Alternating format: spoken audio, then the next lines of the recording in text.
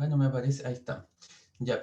Bueno, hola a todas y a todos los que se conectaron hoy día. Gracias por venir. Como les estaba preguntando Diego al comienzo, como de qué perfil tienen o de dónde vienen, les quiero hacer como un mini resumen de por qué estamos aquí. Varios de los que están conectados estuvieron en el encuentro que hicimos en Talca el año pasado. La idea de esta red de investigadores en innovación es juntarnos los que hacemos en investigación en estos temas, conversar, intercambiar sobre nuestra investigación, pero también conversar con el resto del mundo, y que no quedarnos en los papers y en la investigación, sino que interactuar hacia afuera. Entonces el encuentro que hicimos en Talca el año pasado estuvo entretenido porque fue una mezcla de investigadores que presentaba sus trabajos de investigación y de público que venía desde, no sé, OTL de universidades, ejecutivos de la Corfo, agencias, empresas privadas que se dedicaban a la innovación. Entonces fue una mezcla bien entretenida. Y ahora, como obviamente no pudimos hacerlo presencial, estamos haciendo algunas cosas virtuales. Hicimos un par de seminarios sobre políticas públicas que estuvieron bien concurridos y entretenidos. Y queríamos en paralelo hacer seminarios de investigación presentando los trabajos en los que estamos en la red. De hecho, esto yo lo iba a presentar en Talca el año pasado, pero estaba afónico y no pude.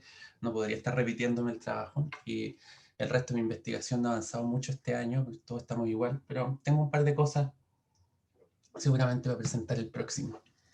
Pero bueno, entonces está esta mezcla de gente y Diego les preguntaba porque yo le estaba diciendo que no difundimos tanto esto, queríamos ver un poco quiénes llegaban, porque es una mezcla entre ya que vengan los académicos que investigan sobre innovación y conversemos los detalles bien técnicos del trabajo, pero por otro lado, si hay gente que no se dedica a investigar en innovación, pero quiere saber qué es lo que se está haciendo y el conocimiento que estamos tratando de generar, genial que podamos transferirles, o sea, contarles un poco de eso, pero es difícil un poco pillar el punto, es como un experimento de divulgación científica. Yo aquí tengo la presentación, cómo se la hago a otros investigadores. Entonces, interrúmpanme nomás entre medio, si alguien quiere, prende el micrófono más y habla y me interrumpe si quiere preguntar algo que no se entienda. Pero bueno, por eso les preguntaba Diego, y tenemos principalmente gente de universidades, creo, hoy día, pero también gente que está, hola Janet, por ejemplo, del FIA, y más gente que está entrando ahí. Bueno, pero ya me alargué mucho con el preámbulo. Les cuento de qué se trata esto. Creo que el título que había en la presentación era distinto, porque ha ido mutando el trabajo. Pero esto es un proyecto que trabajamos con Andrés Saler y Matías Camaño. Andrés está ahora en la Diego Portales y Matías en este momento con esa clase en la Finisterra, pero está en el Ministerio de Ciencia, después de haber estado en el Ministerio de Economía un tiempo y bueno, en otro ministerio más. Pero este trabajo surge por un proyecto, un llamado proyecto de investigación que hizo el BID hace algunos años, porque el BID desde los 90 está ayudando a las agencias de ciencia, tecnología e innovación de los países latinoamericanos en el diseño de políticas, está ayudándolos con financiamiento de distintas formas, pero después ya de una o dos décadas se ve que no ha habido mucho efecto, no ha pasado mucho y no se han disparado los niveles de innovación en los países latinoamericanos. Entonces, una de las preguntas que en paralelo ha ido avanzando en la literatura académica sobre innovación, se han ido haciendo estudios sobre cuáles son los obstáculos que explican que las empresas no innoven. Y ha ido surgiendo ahí que se hablaba demasiado de temas financieros. Los instrumentos de política pública están principalmente basados en restricciones financieras. Uno piensa cuál es la lógica detrás. Bueno, las empresas porque no se pueden apropiar de la innovación, no es fácil conseguir financiamiento, entonces démosle un subsidio o bajémosle el costo con el incentivo tributario para que puedan gastar en innovación y desarrollar productos. Pero ¿ese es el problema realmente o no? ¿O qué otros problemas hay en paralelo? Porque quizá pasarles plata no es suficiente, porque hay otras barreras que restringen la innovación. Y de eso se trataba este proyecto. El BID quería ver en distintos países de América Latina qué barreras hay más allá de lo financiero, siempre pensando en las políticas públicas que deberían diseñarse por detrás. Entonces, con Andrés y Matías presentamos una propuesta y trabajamos en este proyecto que todavía está dando vueltas ahí, están revisando en una revista, y esta versión, como les decía, no es exactamente el título de la ficha que pusimos, pero lo que encontramos, para que se queden con esto, si se aburren y se desconectan en los próximos minutos, es que lo financiero no es lo único que importa y los problemas relacionados con la demanda por innovación son otro factor súper importante. especialmente lo que vimos nosotros en business to business. O sea, las empresas que le venden a empresas tienen problemas cuando quieren venderles innovación. Y de eso les voy a hablar en más detalle más adelante. Pero el tema de la demanda está cuantitativamente prácticamente al mismo nivel de las barreras financieras. Las empresas no innovan porque les cuesta vender la innovación cuando la desarrollan y porque les cuesta financiar la innovación. Y hay otra serie de temas más puntuales, por ejemplo, que no tengan conocimiento técnico, resulta que es un problema principalmente en la manufactura y no en los otros sectores. Esto es un poco la literatura que hay académica sobre determinantes de innovación y sobre barreras a la innovación que ha avanzado bastante estos últimos años. Este es un trabajo de Roberto Álvarez, que trabaja con datos de Chile, y Gustavo Crespi, pero ellos de hecho miraban principalmente temas financieros. Y María Sabona, que está acá con Pellegrino y otras personas más, han mirado bastante más el lado de la demanda y otras dimensiones más de posibles explicaciones a por qué no hay innovación. Entonces, las preguntas... Ay, espérense un segundo, vengo al tiro.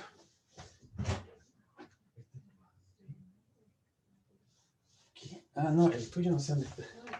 Oh, ya, disculpen. Bueno, todos estamos igual, así que me imagino que les entran también los hijos a verles cosas y eso. Ya que las preguntas detrás de esta investigación, lo principal es qué obstáculos hacen que las empresas no innoven y si esos obstáculos cambian en distintos contextos o para distintos tipos de empresas.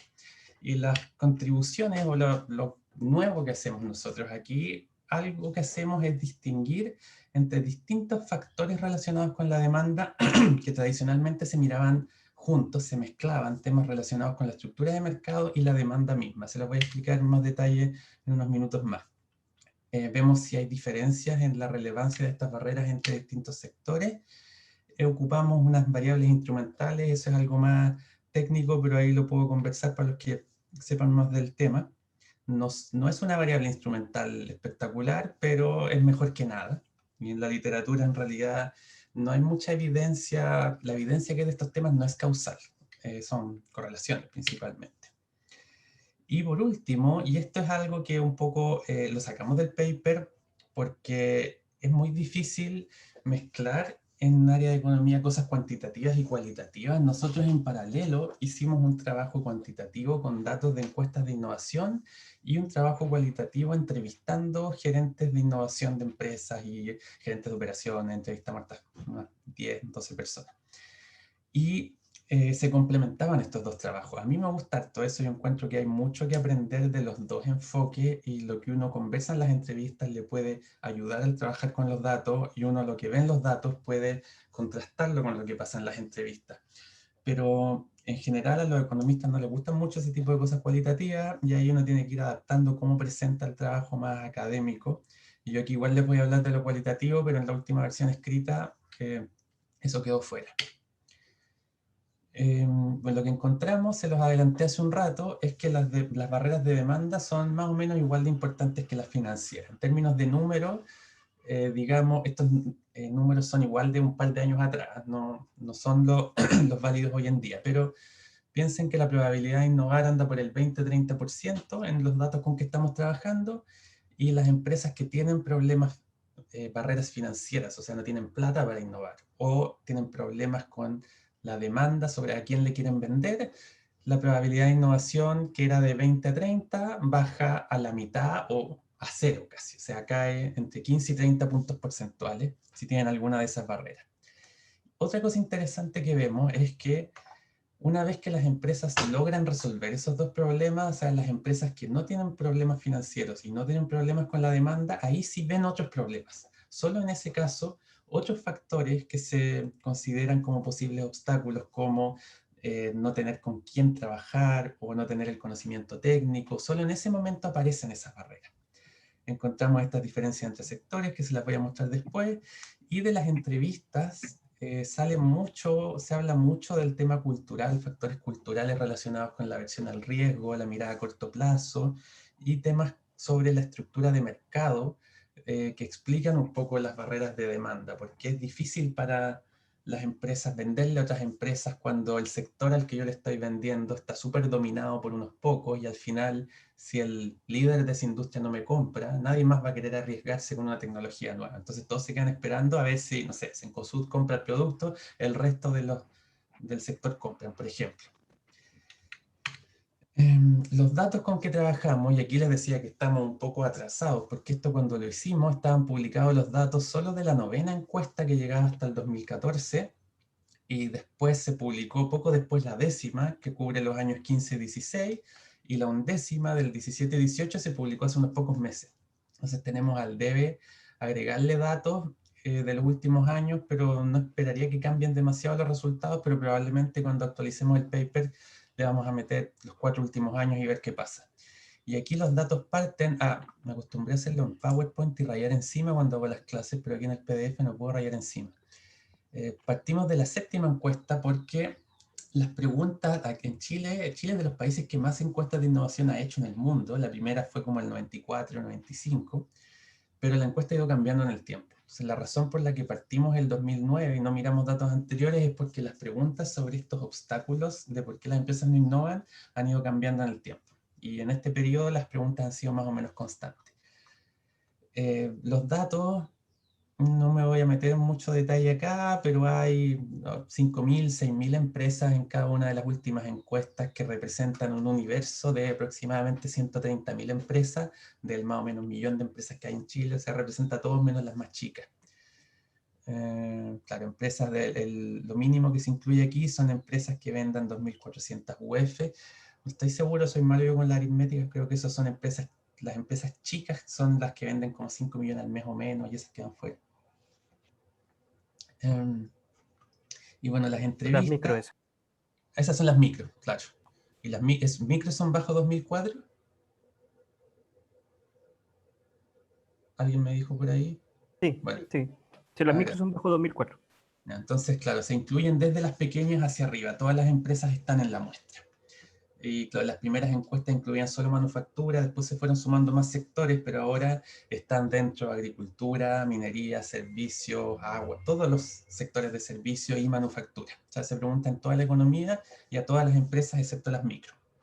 Y las entrevistas, entrevistamos a 10 personas en 5 empresas, de eso no les voy a dar tanto detalle, pero les voy a hablar de lo que concluimos a partir de esas entrevistas y cómo se retroalimenta con la parte cuantitativa.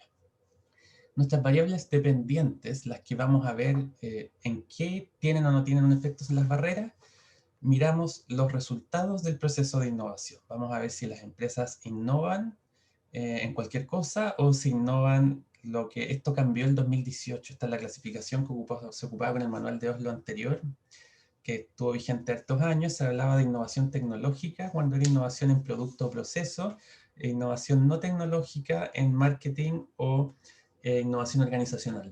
No sé si ustedes saben, pero el 2018 salió la 4ª edición del manual de Oslo y se cambió un poco la forma de clasificar las innovaciones. Se puede usar esta clasificación, pero cambió ligeramente. Entonces nosotros queremos ver si estos obstáculos hacen que las empresas innoven más o no. Innoven o no innoven, quiero decir. ¿Cómo miramos los obstáculos? Aquí, para los que nunca hayan visto la encuesta de innovación, hay una página de la encuesta que le preguntan a las empresas: ¿cuáles de estos factores usted cree que son un impedimento o un obstáculo a la innovación en su empresa o algo parecido? Y hay una larga lista de preguntas, de frases que están agrupadas en categorías financieras, de conocimiento y otras más, que nosotros las vamos a reordenar esas categorías, pero hay un montón de preguntas y la empresa tiene que marcar el que responde la encuesta y decir, por ejemplo, la falta de financiamiento externo no es una barrera. La falta de conocimiento técnico es una barrera media, porque hay 4 categorías. Es una barrera alta, media, leve o no es una barrera. Responden cada una de esas 4 alternativas, o sea, eligen una de esas alternativas para cada una de este montón de categorías. Y nosotros las preguntas las recategorizamos porque no nos convenció tanto a algunas de las cosas de cómo estaban categorizadas las frases. Pero en resumen, Hay varias preguntas sobre temas financieros. Es si no tienes fondos internos, si no hay fondos externos o si innovar es muy caro. Hay otras preguntas sobre conocimiento. Falta de personal calificado, falta de información sobre tecnología, falta de innovación sobre mercado. Hay otras preguntas sobre cooperación. Es difícil encontrar partners para innovar. Algo así dice la pregunta. Hay otra que dice el mercado está dominado por las empresas establecidas. Hay otras dos sobre demanda que dicen hay incertidumbre sobre la demanda por bienes innovadores. Y otra pregunta que dice, es un poco rara, la última dice, no necesito innovar porque no hay demanda por innovación. Y hay otra bien general que dice dificultades regulatorias. Esto es interesante que en otros países, por ejemplo en Argentina, hay un montón de alternativas sobre posibles dificultades regulatorias, pero porque hay muchas dificultades regulatorias distintas. Aquí lo que nosotros vimos un poco en las entrevistas era que más que barreras regulatorias, había aspectos regulatorios que eran incentivos a la innovación, como la ley REP, que tiene que ver con el reciclaje. No sé si saben lo que es la ley REP, pero en el fondo que el productor se haga responsable de los residuos de lo que produce. Entonces, ha fomentado harto innovación en temas relacionados con el empaque de los productos y ese tipo de cosas. Pero, bueno, volviendo a la pregunta, la empresa responde, esta barrera es un problema grave, medio, no es un problema, para un montón de cosas y nosotros las clasificamos. Y vamos a construir índices de si la empresa cree que siente que tiene barreras financieras, según lo que respondan estas tres, si tiene barreras de conocimiento, según lo que respondan estas tres, y estas otras. Y una distinción que nosotros hicimos, que surgió un poco de las entrevistas, fue separar esta pregunta que dice el mercado dominado por unos pocos, de estas otras preguntas que tienen que ver con demanda, que tradicionalmente se meten las tres juntas. Se juntan en la encuesta y los trabajos académicos que se habían hecho antes también las miraban juntas. Pero nosotros identificamos que eran cosas distintas. Una cosa es que el mercado esté dominado por las empresas establecidas y otra cosa es no saber si me van a comprar. Hay otros problemas de ambigüedad con esta pregunta sobre a qué mercado se refiere, pero no me voy a meter a discutir el fraseo de cada pregunta.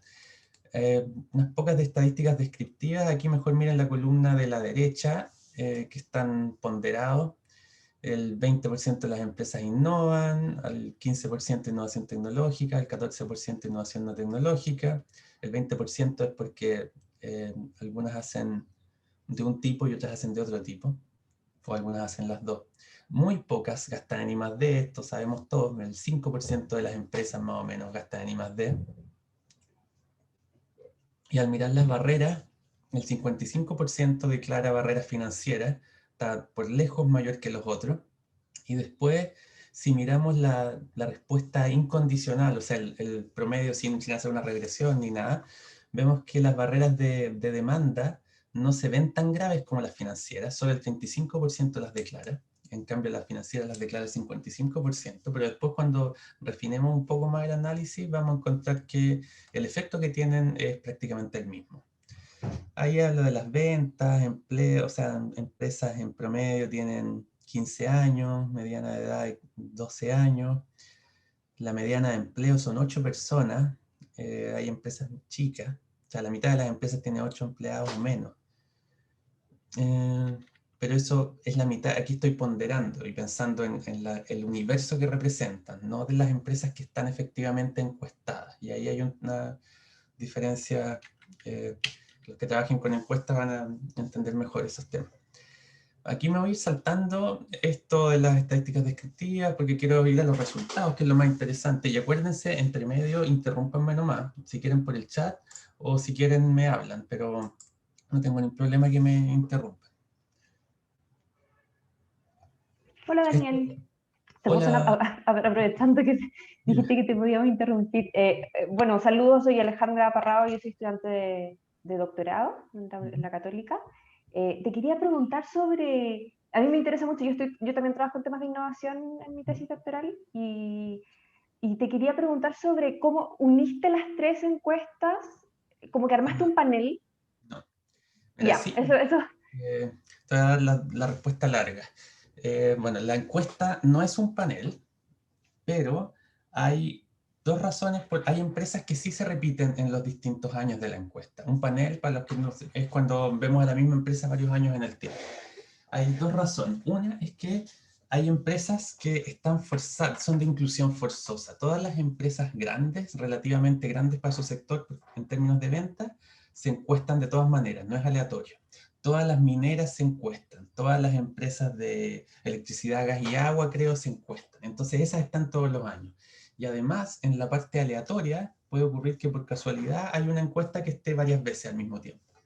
Entonces se puede armar un panel, y de hecho tú puedes pedir por transparencia al ministerio, ya no sé ahora si está en economía o ciencia, ahora están en ciencias creo, los que ven esos temas, pero puedes pedir y te van a mandar los identificadores para el panel. Nosotros trabajamos en la primera versión del paper con el panel, pero el problema es que quedan muy poquitas empresas, creo que había como 300 observaciones en el panel completo, y es súper poco representativa, porque en el fondo es representativa de las empresas grandes y de las mineras, de las que están incluidas a la fuerza en el muestreo de la encuesta. Los resultados con el panel, o sea, usando efectos fijos con el panel, nos daban bastante parecidos a los otros, no encontrábamos cambios radicales, y como el panel no era muy confiable, finalmente dejamos eso fuera. Que además teníamos demasiado análisis distinto en las primeras versiones, le fuimos sacando cosas.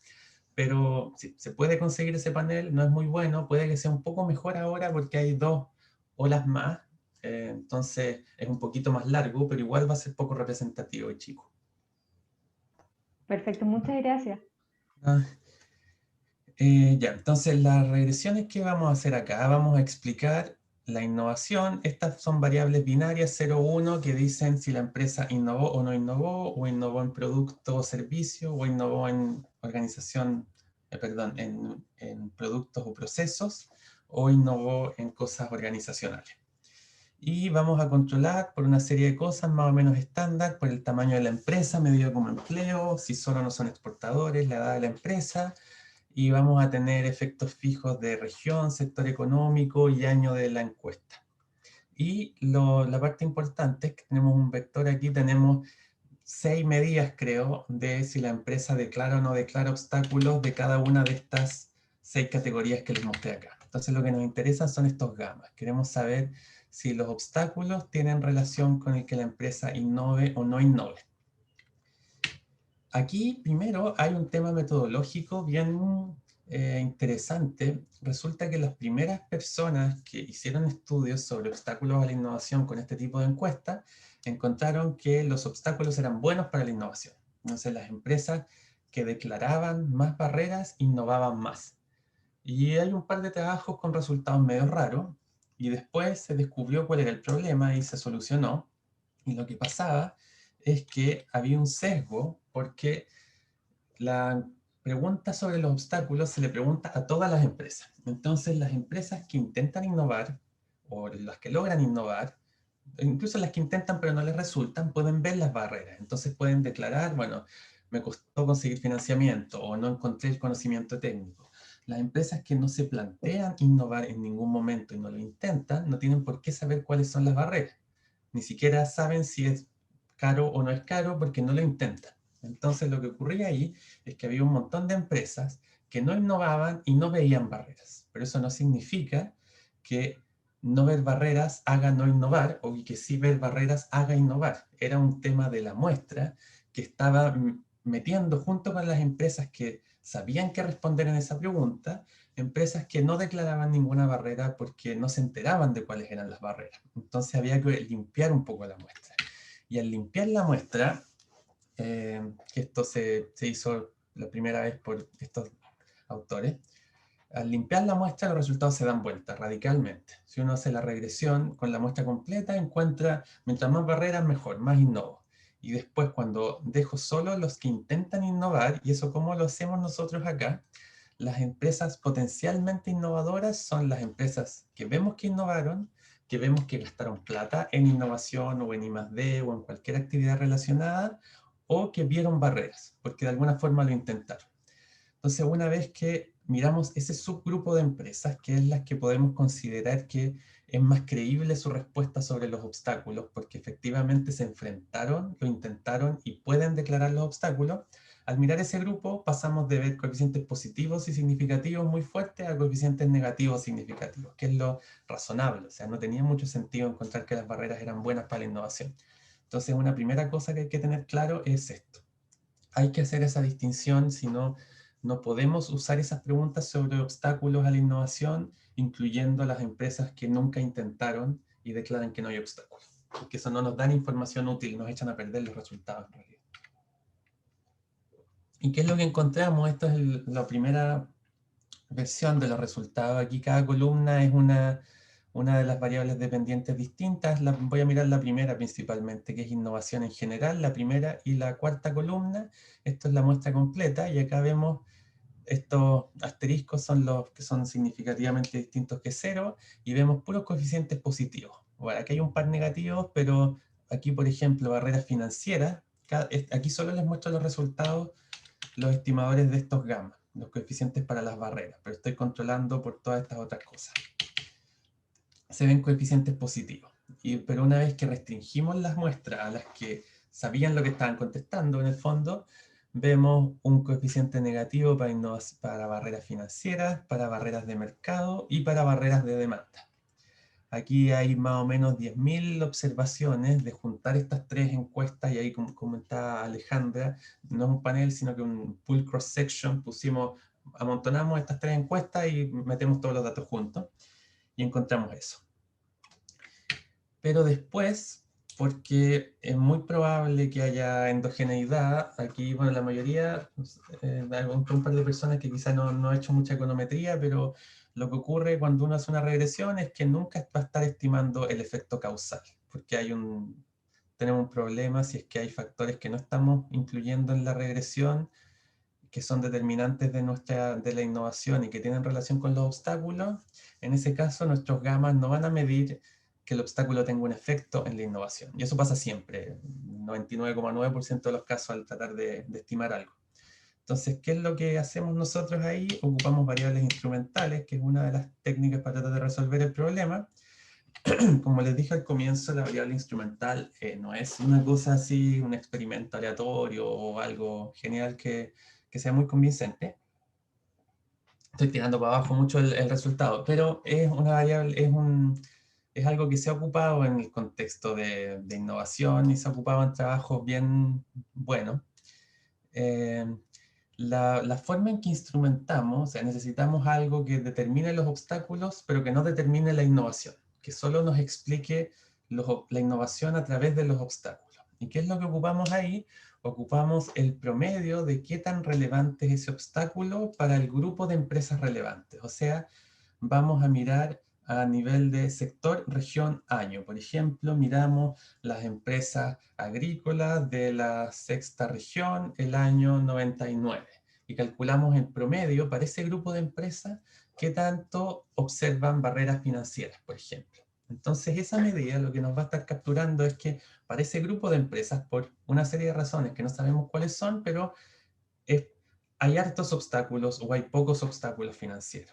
Entonces, esa va a ser una medida de qué tan relevantes son los obstáculos, que no va a depender de la empresa misma, sino que va a ser algo, una característica de ese sector, región, tiempo, de ese grupo, de esa realidad económica.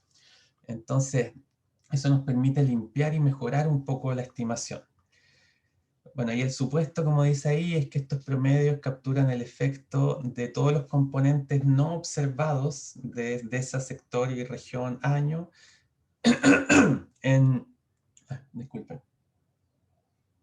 los componentes no observados de la variable de obstáculo y que son ortogonales al resto del error, de los no observados. Aquí hay algo que quizá me lo van a preguntar más adelante, así que se lo explico al tiro. La variable dependiente es binaria, es 0, 1, y no ocupamos probit ni logit. A mí no me convencen demasiado los probit y los logit. En el contexto de una sola ecuación, bueno, es que, a ver, voy a devolver. En los modelos lineales, el 99% de los casos uno encuentra lo mismo con un modelo lineal que con un modelo no lineal. Y el modelo lineal es más transparente y no tiene supuestos sobre la distribución del error. Entonces yo en general ocupo más los modelos lineales, pero siempre hicimos en paralelo las estimaciones con modelos no lineales y los resultados son los mismos. Pero es más complejo todavía cuando trabajamos con instrumentos, porque ahí hay que ser como dice aquí, un Probit multivariado recursivo, porque nuestras variables dependientes son binarias, nuestras variables independientes son binarias, entonces hay que hacer un sistema con un montón de Probits y el supuesto detrás de eso sobre la distribución de los errores para todas las cosas, y encuentro que es como muy fuerte hacer ese supuesto, pero al final si lo hacemos da lo mismo. Esto trabajo más para el computador que otra cosa, pero da igual, si es que a alguien le preocupa que debiéramos estar ocupando Probit, no hay mayor problema, se puede. Y los resultados no cambian. Y bueno, ¿cuáles son los resultados? Una vez que instrumentamos, acá están los resultados. El primer par de columnas es innovación, esto es innovación en productos o procesos y innovación no tecnológica. En la original, la que les mostré antes, y después la versión ocupando los instrumentos. La versión ocupando los instrumentos esperamos que esté más cerca de medir un efecto de la barrera en la innovación que esta otra, que tiene más problemas. Lo que encontramos es que se mantienen los coeficientes negativos para barreras financieras y para barreras de demanda, en innovación en general y en innovación tecnológica, y deja de ser significativa esta medida de barreras de mercado. Entonces, una vez que, bueno, y ahí están los test de especificación, las primeras etapas, los F se ven bien, el instrumento es, técnicamente el instrumento pasa las pruebas que tiene que pasar, si es o no exógeno, ese es otro problema que no podemos resolverlo. Pero los resultados con el instrumento es que refuerza la idea de que las barreras financieras y de demanda podrían tener un efecto causal en haber menos innovación, y las barreras de mercado quedamos ahí con la duda. Y lo que hacemos después, también con instrumentos, es ver, separar la muestra de nuevo y decir qué pasa cuando hay barreras financieras o cuando no hay barreras financieras. ¿Qué es lo que observamos acá? Las empresas que observan que están chocando con barreras financieras, ¿qué otras barreras tienen? Si ven acá, la única que es fuertemente significativa son las barreras de demanda. Entonces, las empresas que están enfrentando barreras financieras también enfrentan barreras de demanda. Las empresas que no están enfrentando barreras financieras observan barreras de demanda, pero también se activan, entre comillas, estas. Se hacen significativas las barreras de mercado y se hacen significativas las barreras de conocimiento para innovación en producto o proceso. Pero eso ocurre solo cuando no tienen barreras financieras. O sea, o de alguna forma tienen recursos internos, consiguieron un subsidio, lo financiero dejó de ser un tema.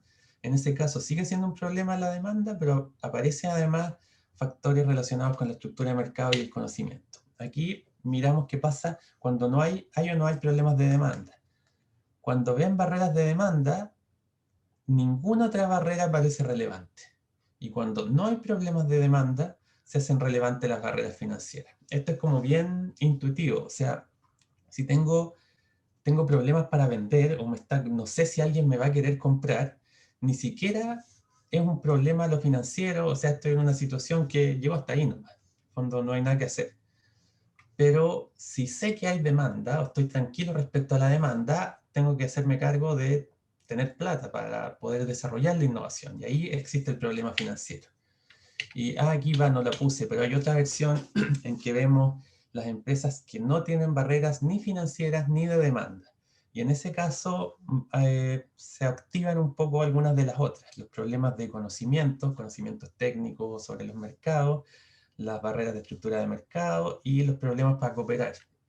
Los otros factores son relevantes solo una vez que ya se salta la barrera financiera y la barrera de demanda. Que en el fondo, si hay barreras financieras o hay barreras de demanda, no hay cómo seguir adelante y enfrentarse con las otras. Ni siquiera llego a ver las otras barreras porque no se puede avanzar. Aquí lo que hacemos después, voy bien rápido. Lo que hicimos acá, y esto, aquí no podemos ocupar el instrumento, no funciona bien porque el instrumento depende de los sectores, entonces es un poco complicado ocuparlo acá. Pero separamos la muestra en el sector primario, manufactura y servicio. Y primario lo separamos entre minería y el resto. El resto es agricultura y forestal, básicamente. Entonces aquí tenemos agricultura y forestal, minería, manufactura y servicio. Y lo que se ve acá es que las barreras financieras tienen un efecto negativo para todos. Las barreras de demanda son relevantes en minería, manufactura y servicios, casi en todos. Y las de mercado, que en nuestra regresión original sin instrumentar eran relevantes, vemos que aquí son significativas debido al sector servicios. Si es que las barreras de mercado son un problema, tiene que ver con el sector servicio, más que con los otros. El principal, la conclusión final de esto, y acá, para manufactura son significativas las barreras de conocimiento. Entonces lo que se puede concluir acá es que hay dos tipos de factores. Los factores financieros y de demanda son transversales en toda la economía. Para cualquier empresa es relevante resolver estos problemas financieros. O sea, tiene que haber instrumentos que ayuden en este sentido como subsidio o el incentivo tributario, pero también tiene que haber instrumentos que se hagan cargo del tema de la demanda. Y en lo de la demanda, no hay muchos instrumentos, la verdad. Creo que vamos a volver a esto al final, pero las políticas públicas, como les dije en un comienzo, se han centrado más en resolver el tener recursos financieros para innovar. ¿Y qué pasa con respecto a la demanda? No hay muchas políticas al respecto. Creo que hay espacio para hacer cosas ahí. Y cosas más allá de decir, no sé, el Estado debería comprar innovación. No va, al menos no solo por ahí, porque podría ser también, hay propuestas de que pueda haber compras públicas innovadoras, que es algo que en Chile no existe, pero que la demanda del Estado se ocupe para fomentar la innovación. Pero hay una serie de otras medidas que tienen que ver con, que podrían ayudar a resolver estos temas. Porque no es que no haya espacio para generar innovaciones que tengan un efecto, no es que no haya interés, el problema es que hay choques y cuesta la relación, y aquí estoy hablando especialmente de empresas a empresas. Si hay alguno de aquí que ha tratado de venderle algo a otra empresa, sabe cómo es difícil venderla, y especialmente si quieren venderle algo distinto. Y hay cosas que se podrían hacer ahí para tratar de reducir ese riesgo. Lo voy a hablar más adelante. Y bueno, hay estos dos factores que son transversales, pero hay factores que no son transversales. En los servicios pasa algo con la estructura de mercado, y en la manufactura es relevante el conocimiento. Entonces ahí quizá cosas que tienen más que ver con ciencia, tecnología, con desarrollo de conocimiento, con transferencia de conocimiento, con la capacidad de absorción de las empresas que puedan entender la tecnología externa. Eso es especialmente relevante en manufactura, por lo que vemos acá. ¿Qué es lo que vimos en las entrevistas? En las entrevistas, lo primero es que se confirma que lo financiero y lo de demanda son los problemas más comunes o dominantes. Y algo que nos llamó la atención es que hay una diferencia grande entre esos dos. Sobre el financiero se puede tratar de hacer algo. Sobre el financiero se puede tener más control desde una empresa individual. Pero sobre la demanda es más difícil. Sobre la demanda, si yo estoy en un mercado algún intermedio y le quiero vender a otra empresa, es difícil, yo no puedo conseguir postular un subsidio que me arregle ese problema. ¿Qué hacen las empresas respecto a las barreras? La mayoría, o sea, esta muestra pequeñita, la gente con que hablamos, estaba de acuerdo con que eran muy irrelevantes el apoyo público para levantar las barreras financieras. Tienen quejas como las que surgen siempre respecto a, no sé, el esfuerzo en tiempo, en tener que estar llenando formularios para Corfo, lo complicado que es si necesitan hacerse cambios al proyecto, pero en general la opinión es positiva y creen que ayuda a resolver el tema financiero. La cooperación con otras empresas, más que una barrera, la ven como una fuente... Ay, espérense. Voy a cerrar eso para que no me vuelva a sonar. La cooperación la ven más como una forma de saltar barreras. Por ejemplo, si tengo problemas financieros, la cooperación me puede ayudar ahí porque junto recursos con alguien más. Espérense. Estoy ahí. Sí, no, pensé que se me había caído Zoom. Pero aquí está, ya. El otro día se me cayó en medio de una clase y yo seguía hablando varios minutos sin darme cuenta. Espero que no me pase eso.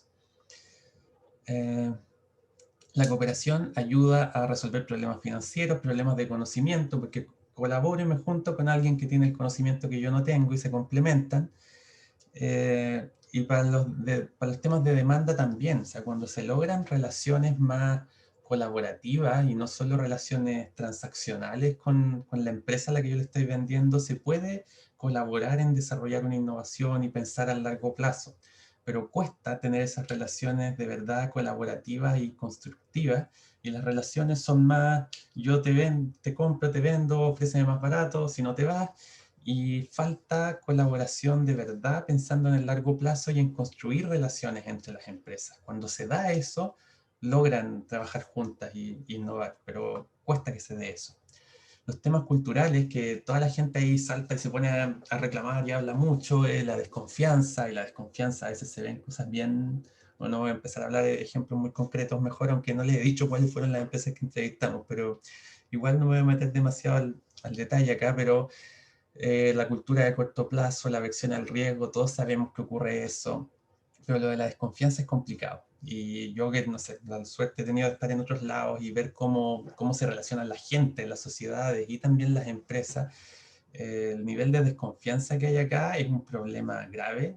Cuando se da, o sea, a nivel social, personas, instituciones, claro que es un problema grave. Aquí estamos hablando solo de innovación y empresas, y ahí también es un problema súper importante, porque si no confían, o sea, si llega una empresa innovadora y le dice a otra, mira, tengo esto y con esto vas a aumentar tu rentabilidad un montón, prueba este nuevo método que tengo, y la empresa le dice, y a ocupar palabras, pues no sé, literalmente dice, no, me estás cagando, esto no vale esto es más barato. ¿Por qué le dicen eso? Porque me está vendiendo algo un poquito más caro de lo que yo se lo estoy comprando a otra empresa. Pero le estoy vendiendo algo más caro porque tiene un montón de esfuerzo tecnológico detrás, y yo ya probé la tecnología y sé que voy a mejorar tus resultados. Pero no creen, literalmente nos contaban historias así, les decían eso porque no aceptaban que, no les creían que le estaba vendiendo un producto con un servicio distinto, sino que querían seguir comprando lo mismo que siempre, y si te ofrecen algo más caro es que te están engañando, no que te están ofreciendo algo mejor. Eso es lo que piensa por default el que está ahí en la mesa de compra, porque es que va a ser por las mesas de compra y no solo por los técnicos, entonces ahí hay más dificultades. Daniel, Pero, sí. una pregunta, habla Verónica Roa. Hola, Verónica. ¿Ustedes lograron obtener información, ya sea cualitativa, o miraron temas de propiedad intelectual? Te lo pregunto por lo siguiente. Esto es una anécdota, no solamente es una conversación que tuve con una empresa, y la empresa justamente me comentaba, ella es intermediaria, esta empresa es intermediaria y por lo tanto emprendió conversaciones para colaborar con otra empresa. Sin embargo, la otra empresa le impone en su acuerdo, de trabajo y temas de confidencialidad, que la propiedad intelectual tiene que ser de ambos, cuando la empresa intermediaria es en realidad la dueña de la innovación. Y por lo tanto, eso lo más probable que ocurra es que aquí no haya acuerdo de colaboración por esa razón. Cuando yo escuché eso, claro, uno dice, oye, pero ¿cómo? Pero así son las cosas. Entonces, mi pregunta es si ustedes lograron levantar algo en relación a la propiedad intelectual como una barrera a la innovación en estos casos particulares, o algo similar. Yo creo que la mayoría, los que vimos en las entrevistas, eran sectores que se basaban más en secreto industrial, por mejoras de proceso, más que en cosas como patentables en ese sentido. Su ventaja estaba en moverse rápido y ganar por ahí, por timing, más que proteger intelectualmente. En algunos casos ni siquiera se podía proteger. Claro, pero es ese tema de que la intermediaria, o sea, tú vas con una innovación, claro, y la otra empresa te dice, es que esto es de los dos, cuando la otra empresa no ha hecho nada, o sea, no le corresponde en realidad. Vimos un caso que va en esa misma línea, pero mucho peor. Había una empresa muy innovadora que sale en la tele con sus productos, que desarrolló unas Java, un sistema de transporte para los productos de su cliente, con productos reciclados, y se la vendió y funcionó todo bien. Quisieron postularla a unos concursos, ganar unos premios de innovación verde, y no pasó nada, la empresa compradora no quiso. Y el año siguiente la empresa compradora grande, donde debe tener el 80% del mercado en su sector, y es una multinacional gigantesca, postularon por su cuenta y querían ellos llevarse el premio de innovación verde por un producto que la desarrolló un proveedor. Y no quisieron postular con el proveedor, y quisieron ellos ir con el producto que el otro invirtió, desarrolló y le vendió, a lucirse y decir, desarrollamos esta innovación, somos verdes. A ese nivel, o sea... ¿Postularon? Claro, al final no me acuerdo cómo terminó, pero la situación fue esa, que la empresa grande no quería ni siquiera ir para la foto con la chica y querían ir por su cuenta y decir, nosotros hicimos esto, somos verdes. Entonces ahí, ¿qué construcción de colaboración a largo plazo vas a tener si quieres pisar al otro y figurar nomás? Entonces, ese tipo de cosas se van traduciendo en que colaboraciones que podrían resultar en innovaciones y en tecnología que se transmita por el sector y aumente la productividad, finalmente no pasan por abusos de estar acostumbradas. Yo creo algunas empresas grandes a pasar por encima. Está el tema de los 30, 60, 90 días que se hablaba antes, pero es otra forma de eso mismo, de que estoy en una posición que en el fondo yo decido las condiciones. Y así cuesta colaborar y cuesta, especialmente si quieres hacer cosas distintas. Entonces eso sí, es un problema bien complicado. O también yo lo he visto en startups que hacen, no sé, desafíos abiertos de innovación y después de un rato la empresa la mandante quiere quedarse con lo que desarrolló la startup después de ni siquiera pagarle o que quieren tenerla trabajando gratis. Y a veces hay algunas que quieren finalmente quedarse con el desarrollo y botarlos a la basura. Y haber ocupado lo de innovación abierta solamente para que alguien le desarrollara la solución y no pagarle y quedarse con la solución. Gracias, Cristian. Chao, que te vaya bien en la clase. Bueno. Gracias, Daniel. Gracias a ti. No, cualquier cosa me dices nomás. Pero deberíamos otro día conversar y hablar más de esos casos. Aunque es más para deprimirse. Bueno, otras cosas, pero antes de seguir puro criticando, les dije ya, la gente critica mucho ahí, pero pasa algo bien interesante, que quizá hay algunos de estos factores que están más marcados y son más fuertes en Chile, pero no es que Chile es un lugar terrible el único lugar donde pasan estas cosas.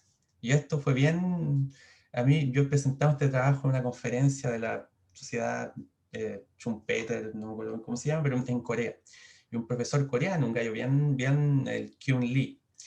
Kyun Lee se paró al final y fue a conversar conmigo y me dijo, todo esto que estás diciendo, nosotros lo vimos y lo escribimos en un paper sobre una industria específica, era fabricación de máquinas, no era maquinaria, sino que eran como herramientas para arreglar maquinaria en Corea en los años 70, 80, y contaba cómo una serie de estas cosas de que en el fondo las empresas grandes que tienen el poder de comprar y el poder en el mercado abusan un poco de las chicas, les exigen venderles más barato, les exigen, no les reconocen, ponen por arriba siempre el proveedor extranjero y asumen que el extranjero tiene que ser bueno y el local tiene que ser malo y el local tiene que venderme más barato, aunque el local haya invertido y haya desarrollado tecnología y haya demostrado que es bueno.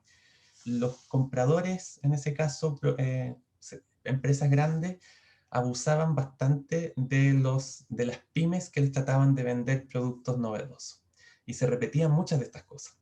Se decía esto, estuvimos conversando ahí, hay quizás algunos factores estructurales de países en desarrollo que falta que se desarrollen ciertos mercados, que falta experiencia y falta que las empresas demuestren, por ejemplo, que son rentables o que su producto funciona. Hay cosas que cuesta gatillar que empiecen.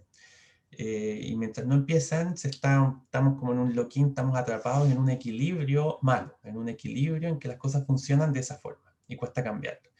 Y no es exclusivamente un problema de que la cultura chilena, hay factores con el tema de la desconfianza, es peor aquí que en otros lados, pero parte de estas cosas ocurre en general en los países en desarrollo. Entonces hay una mezcla de problemas generales, estructurales de países en desarrollo que se potencian a veces por factores culturales como la mirada demasiado a corto plazo, pero cuánto de eso es cultural y cuánto tiene que ver con que las empresas son mal administradas, por ejemplo. En Chile hay problemas a veces empresas grandes, ¿no?, que uno pensaría súper profesionales, en industrias ya maduras, donde los estándares de gestión de algunas áreas a veces están bien al debe relativo a los estándares mundiales. Entonces, quizá la mirada a corto plazo sería menos si la administración de ciertas áreas fuera mejor. No sabemos bien eso. Volviendo a los resultados, otras cosas que vimos es que antes de pensar en las barreras, incluso hay que pensar qué hace que la empresa innove, porque quizá no le interesa, no tiene ganas, pero en algún momento algo gatilló que la empresa tratara de hacer cosas. Fue el liderazgo, a veces pasa, no sé, empresas familiares, que hay cambios generacionales y ahí se ponen a hacer cosas distintas, o crisis. Bueno, ahora estamos en la crisis y oportunidad, vamos a ver qué tanto funciona como oportunidad la crisis, y hay empresas que se ponen a innovar, pero ese es un tema importante. No hay que mirar solo ya por qué no innovan, hay que ver qué hace que sí intenten innovar.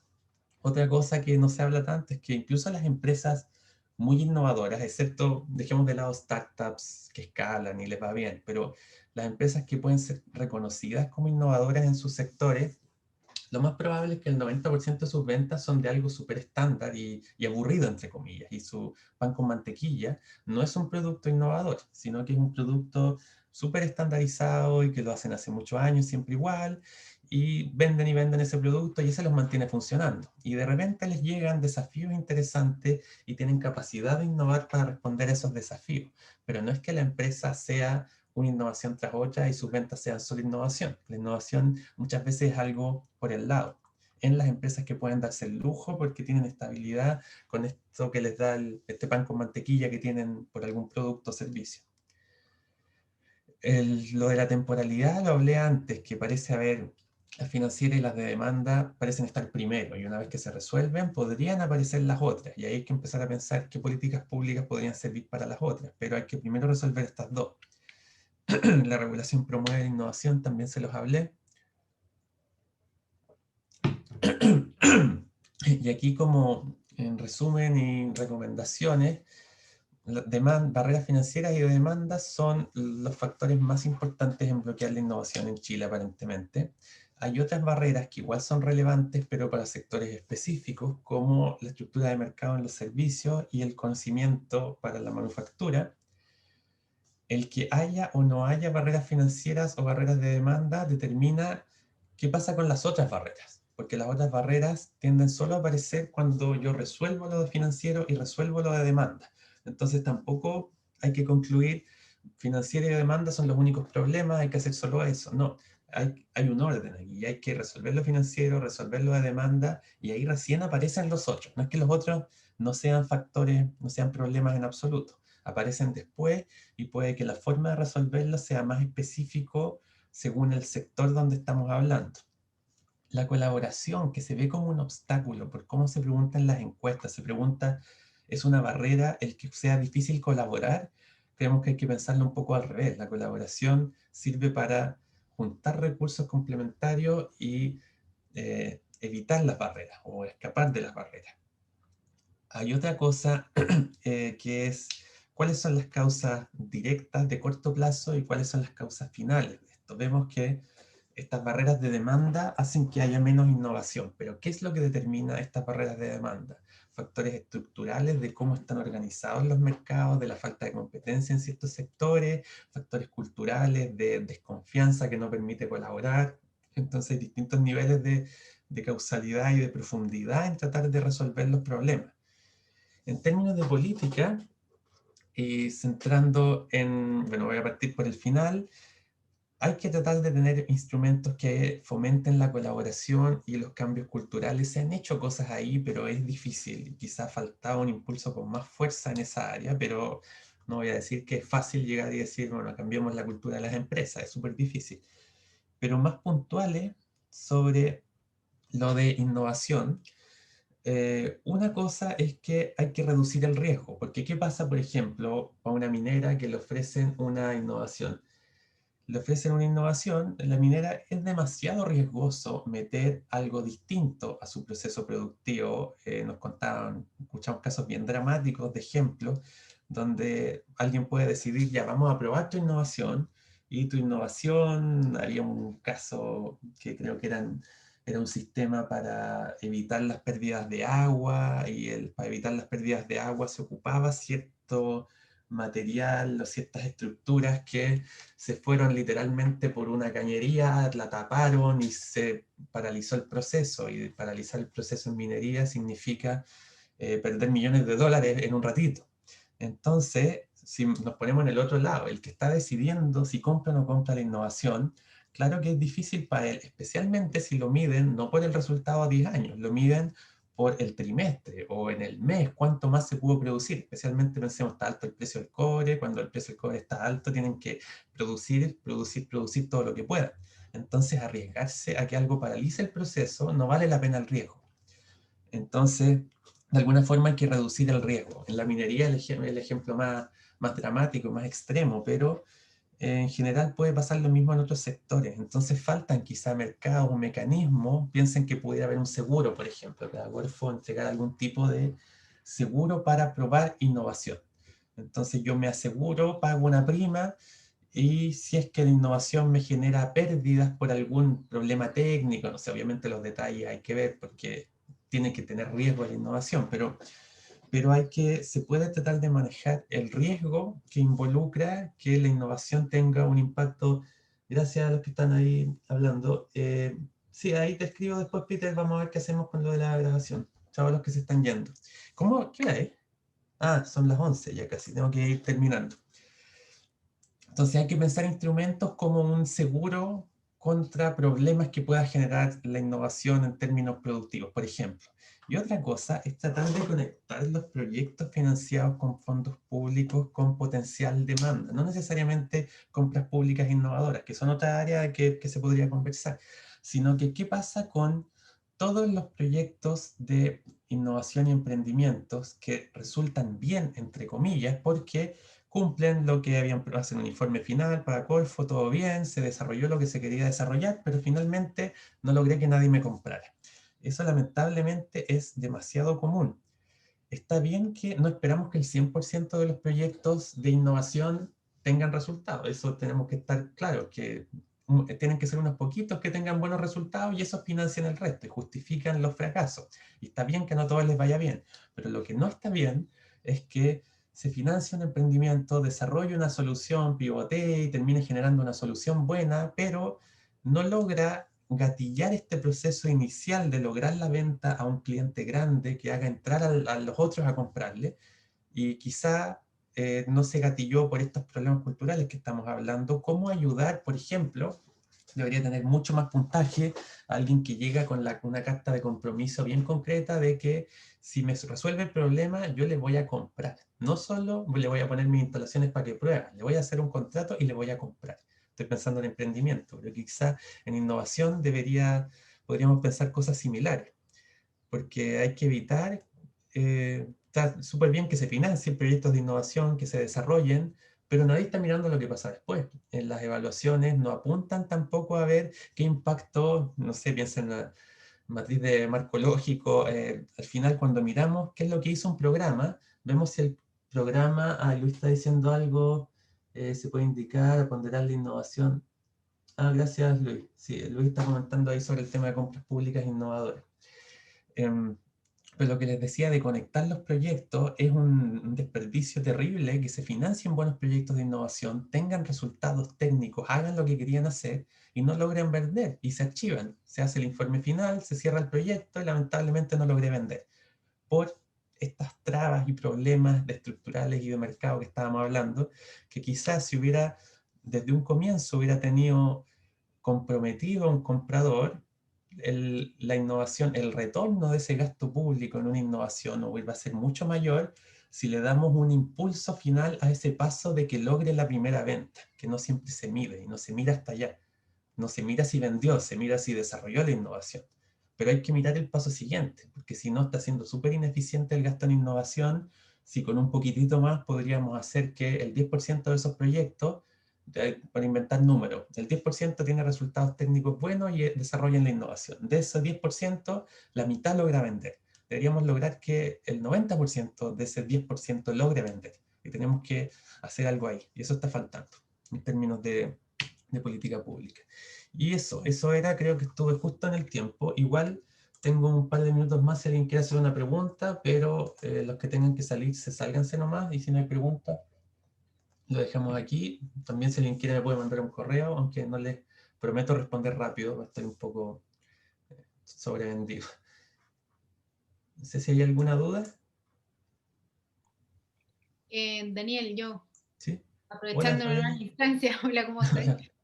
Oye, sorry que llegué súper tarde, así que no alcancé a ver pero sí, de seguro que te va a gustar esta pregunta. Si ves lo de Mazzucato, misión para el tema de demanda.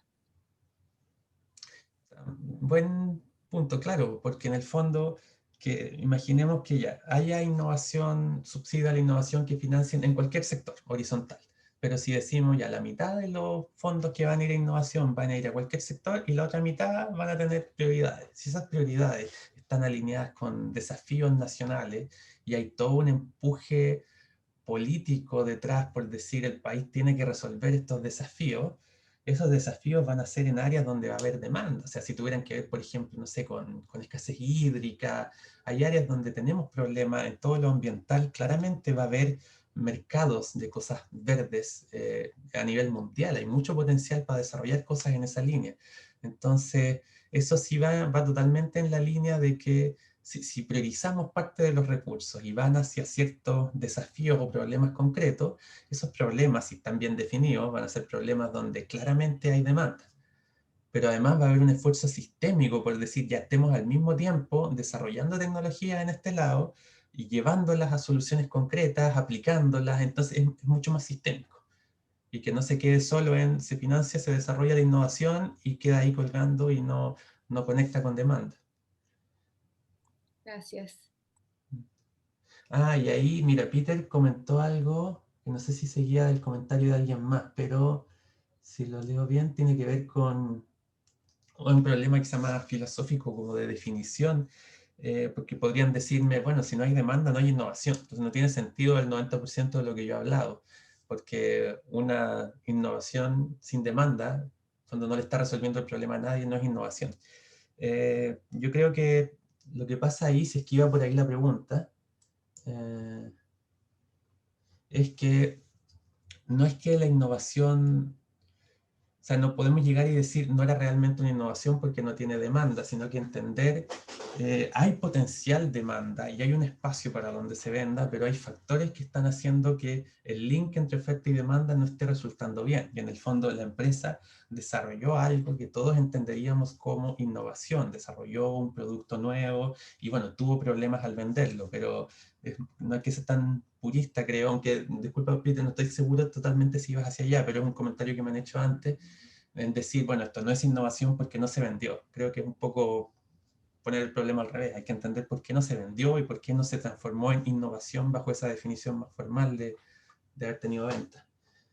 Gracias, Andrés. Ahí, disculpen si alguien más puso un comentario arriba y no le contesté porque en realidad no estaba mirando mucho el chat. ¿Algún estudio sobre innovación en pymes? Hay alguien, Paola Escalona, que iba a presentar, de hecho hemos tenido problemas, que había varios seminarios de investigación de la red que teníamos planeados y todos hemos estado complicados con tiempo y haciendo cosas al mismo tiempo y no lo hemos podido hacer, pero se iba a presentar antes que mi seminario uno sobre ese tema, alguien que está trabajando justamente en eso y espero que presente en las próximas semanas, deberíamos.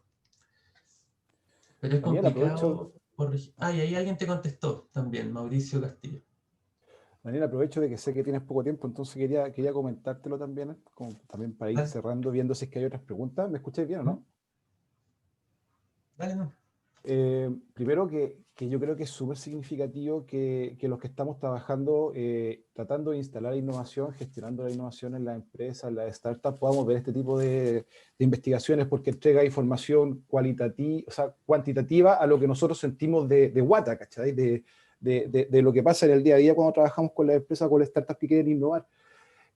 Así que súper bueno. Y en ese sentido, lo que yo estoy viendo dentro de lo que trabajo por un lado con startups y por otro lado con empresas, que yo creo que hay que separarlo. De hecho, si tú decís el segmento o el grupo de empresas con las que estoy trabajando tienen más de 12 años, en promedio tenían 12 años. Entonces una startup o una scale-up tienen 3 años, 4 años, entonces a lo mejor no están bien ahí identificadas. Pero por el lado de la gestión, o sea, de la empresa, de la mediana, de la grande empresa, para nosotros ha sido súper significativo identificar a los gestores de innovación dentro de las empresas, porque aquellas empresas que tienen un gestor de innovación ya ven estas barreras, ya están metidas, y ese hallazgo yo creo que es súper significativo, claro. Y es algo como lo que dice Van Vera, ¿cachai? O sea, la innovación se aprende innovando en gerundio, entonces si no te metías a hacerlo, no vaya a poder ver cuáles son los problemas. Y ahí la pregunta que te tengo es, ¿hay alguna diferencia o ustedes exploraron algo en relación con la innovación tecnológica, pero si es que yo la veo como una innovación de producto, de servicio, o si es que estoy viendo una innovación de proceso? Porque eso es como mirarme también para adentro o mirar para afuera. Y los que miran para afuera, lo que nosotros hemos visto es que están mucho más cercanos al mercado, están buscando innovaciones que le entregan mayor valor a los clientes, en vez de estar buscando innovaciones que agregan valor primero a ellos y después de ahí indirectamente al cliente. No sé si es que me cacháis. Me perdí un poco, sorry. Me perdí un poco en la parte en el punto de la innovación, si es que hay diferencia, ustedes exploraron diferencias producto y proceso. Entre proceso o producto y servicio, ¿cachai? Como uno es orientado hacia afuera y otros como que se orientan más para adentro en su visión. Sí, mira, teníamos ganas de mirar en esa línea, la verdad, y una primera mirada que hicimos a la parte cuantitativa no encontramos nada muy claro cuando tratamos de mirar eso. No lo vimos específicamente en lo cualitativo. De hecho, ahí hay un problema que tenemos aquí, es que la encuesta no nos permite distinguir si una empresa le vende principalmente a cliente final o a otras empresas. No hay cómo distinguirlo con la encuesta de innovación. Por eso yo cuando les hablaba de que algunas cosas la hablamos en términos de B2B, es porque nuestras entrevistas fueron principalmente a empresas que vendían a otras empresas, y eso es lo que estudiamos en más detalle. Pero sería excelente poder distinguir esos dos mundos y entenderlos mejor. Los dos son importantes, en realidad, y no nos falta por ahí. Pero el producto proceso, lo que decías tú, claramente es relevante, pero no encontramos nada, y no fue el foco en realidad. Pero cuando buscamos no encontramos lo que pensamos encontrar en primera instancia. Y lo de gestores de innovación también tienes razón, creo, de que hay un punto de contacto claro con quién es el que está a cargo de eso. Y que, bueno, que tenga respaldo financiero detrás de ese gestor de innovación y que no lo tengan solo de marketing. Así, el último comentario, porque también estuvimos revisando de nuevo los papers de Carlos Osorio. ¿Por qué fracasan los proyectos de innovación desde la empresa? Y claro, y él hablaba mucho de poner el problema al comienzo y utilizar metodologías de innovación que ya están como bien probadas. Y nos encontramos de que las empresas que ocupan la metodología, eso es decir, que ven primero el problema, se enfocan en el mercado, en la demanda primero, en vez de empezar por la solución, en vez de ser technology push, tienen mayor probabilidad de éxito efectivamente, o al menos lo sentimos así. Todavía no tengo datos duros, pero lo siento así. Y eso tiene que ver, creo, con lo que les decía de los instrumentos. ¿Qué pasa con los subsidios que financian innovación? ¿Qué tanto consideran bien, si se está evaluando bien o mal esa parte, el que tenga conexión y que vaya a tener demanda futura? Porque una cosa puede ser que ya se desarrolló bien y no resultó por estos problemas culturales y de relación cliente-proveedor, o quizás se desarrolló algo que no tenía ningún destino. No deberían financiarse cosas que no tengan destino en el mercado, claramente. Yo creo que ahí estamos para no alargarnos más, sí, porque estoy dando tiempo a todos, estamos pasados hace rato. Mauricio ahí va a compartir algunas cosas, ojalá pudiera poner el link ahí, pero si no, que me mande a mí por mail y yo se lo mando al que los quiera. Ya, bueno, dejemos ahí. Muchas gracias a todos los que se conectaron y por las preguntas y por este experimento de hacer este seminario un poco entre los investigadores y abierto a todo el mundo. Ahí si alguien quiere darme feedback, y después me comenta si quieren más cosas así, si les gustaría más técnicos, menos, para decirle también a las próximas personas que van a ir presentando. Que tenemos un par de personas, tenemos 3 o 4 que deberían presentar en los próximos meses, se nos ha ido corriendo todo, pero vamos a tener más seminarios como este. Chao, que estén todos bien. Y cualquier cosa me escriban. Te lo mando, Fabiola. Ya, te pasaste. Millón de gracias. Gracias por el seminario. Gracias, Daniel. Que estés bien, cuídate. Gracias. Chao, Daniel, que estés bien. Saludos de la región del Maule. Chao, Luis. Gracias. Ok, voy a dejar de grabar. Dale.